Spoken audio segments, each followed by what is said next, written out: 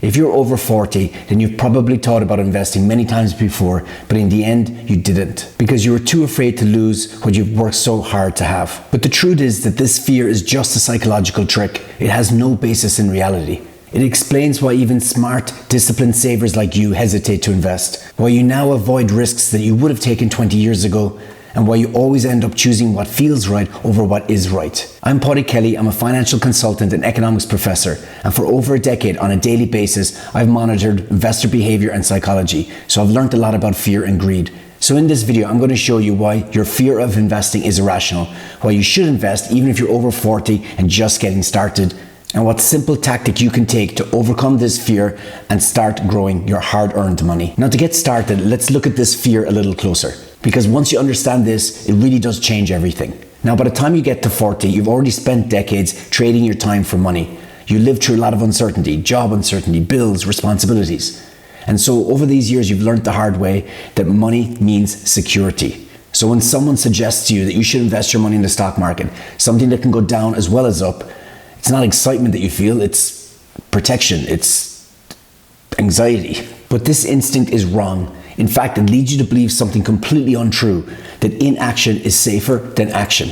Now, this fear has a name. In behavioral economics, it's called loss aversion. And after 20 years in this industry, I've seen it again and again. It's one of the main reasons why people over 40 make poor investment choices. So first of all, let's look at the concept, let's reframe it as an equation. Here it is. The pain of losing money is greater than the pleasure of gaining the same amount. That's why losing 10 grand feels so much worse than the pleasure of gaining 10 grand. But why does it feel this way? Why do gains and losses feel differently? We can visualize this using an S-shaped curve. On the gain side, the curve is concave, meaning each extra dollar you gain feels a little less exciting than the one before. So it has diminishing returns.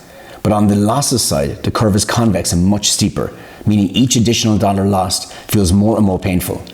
This isn't just theory, it's how our brains are wired. A simple metaphor to maybe get this is that it's kind of like a hill. Going up feels slow, going down feels fast. But here's the key point, because very often this emotional response that we have is far greater than any financial impact that it has. Losing money feels so much worse in our minds than it really does in reality. For example, imagine you find $20 on the street, right? It feels good, you get a nice little high. But imagine you lose $20. The disappointment is far greater. Same amount of money, but completely different emotional impact. So what this really comes down to is ownership, right? When we feel something is ours, then we expect to keep it. And when life doesn't go as we expect, it hurts. If the unexpected is positive, then that's great, that's nice. But if the unexpected is negative, well, then by nature, subtraction hurts more than addition feels good. Even in bigger money decisions, this is true. Watching your portfolio go up by $1,000 is good, a little exciting. But watching it fall by $1,000 hurts so much more than the excitement of it going up. And ultimately, that's why you fear investing. And the truth is, this effect just becomes stronger and stronger the older you get. And this is why you probably feel this way much more than you did 20 years ago. I bet the chances of you investing 20 years ago was higher than the chances of you investing today. The more time that passes, the more fear you have to get started. Make no mistake about it, understanding this fear and being able to change it would significantly impact your financial outcomes. As you get older, time becomes more valuable, more scarce. In your 20s and 30s, you can take risks and course correct. You can change careers, you can change jobs, you can invest money and lose it and recover. But by your 40s, your margin of error feels much smaller. In fact, it is much smaller. And because of this, every loss feels more permanent and is therefore more frightening. In your 20s, you might have thought, I might lose this money. But in your 40s, you think, now I'm going to lose my security. And that's a whole other reaction. That's why people over 40, like you, say, I'm afraid to invest, or I'll invest later. But what you really mean is, I can't get this wrong. Recently, I've noticed this myself. I'm over 40, and I can see that, I've been investing for a long time, but recently I'm a bit more hesitant to pull the trigger, basically. The numbers haven't changed much. The opportunities aren't really dramatically different. But somehow the emotional reaction to it is, losses feel a little heavier to me now than they used to before. Before, if an investment didn't work out, I'd kind of think that's fine, I'll recover. It might be a bad week, a bad month, even a bad year, but it's just sort of part of the process. I don't really think too much about it. But lately, I'm just more aware that I've fewer cycles left to make it back. It's not that really I think that every investment's going to fail. It's just that I think if it does, it's harder to recover from. And what's changed here isn't my understanding of risk. It's my emotional reaction to it. Ultimately, being more time aware has made me more loss sensitive. But this is exactly the problem that people in their 40s should avoid happening. Because here's the thing you need to understand. Loss aversion isn't about facts. It's about feelings. It makes losses feel more likely and damaging than they actually are, and it makes gains feel more uncertain than they really are. And this obviously leads to irrational behavior, to choosing feelings over fact. You feel like it's safer to avoid investing, when in fact, it's riskier to not invest than it is to invest. Let me unpack that for a second. Emotionally, holding cash feels safe while investing feels dangerous. When in reality, the thing you fear most, loss, is often exactly what you're guaranteed by doing nothing. For most people, the most likely outcome of not investing is this: lower purchasing power. The value of your hard-earned money will erode and erode. The greater financial stress later in life. At some point, you'll stop working. What will pay for your life then? You have to think about it like this, that not investing doesn't remove risk. It just pushes it to the future where it's easier to ignore. A friend of mine actually went through this recently.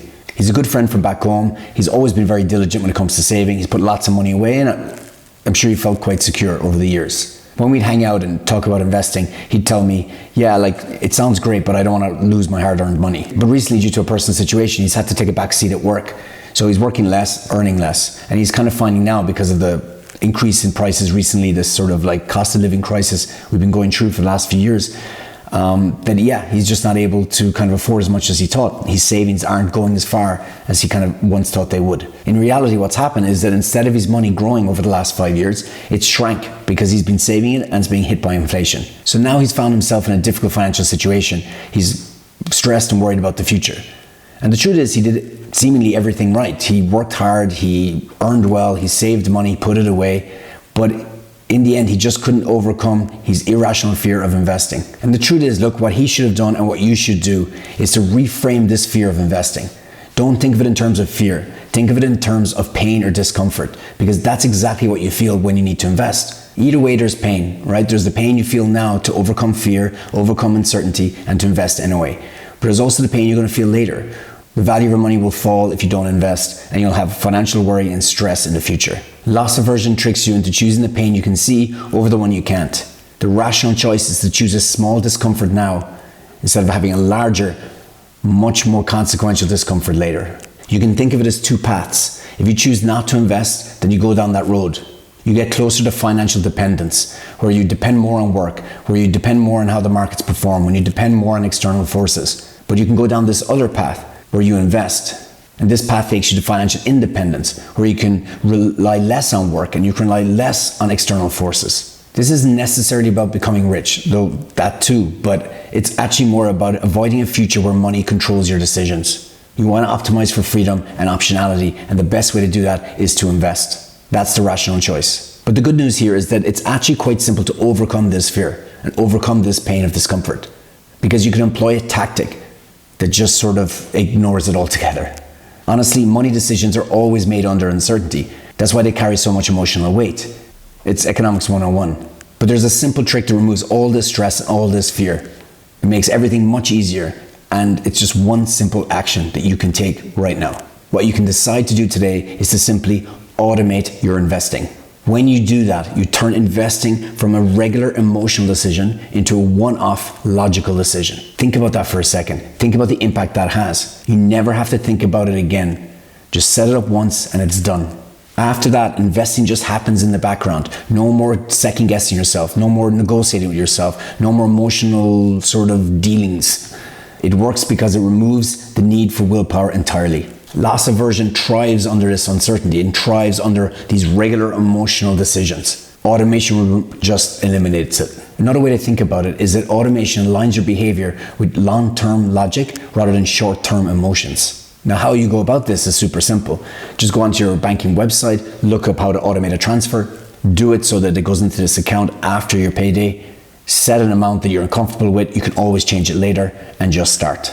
A one-time action that will take 5 minutes that you'll benefit for the rest of your life. So look, if you're over 40 and you're afraid to invest, I get it. It's perfectly natural. You value your security. But the mistake isn't feeling the fear. It's letting the fear sabotage your future. With the right framing and the right system, then you can choose the rational thing to do, even when it feels uncomfortable. And in personal finances, doing what's rational consistently and quietly is what changes everything. So act under the uncertainty by setting up an automatic transfer into a fund of your choice, and I promise you, you'll never look back.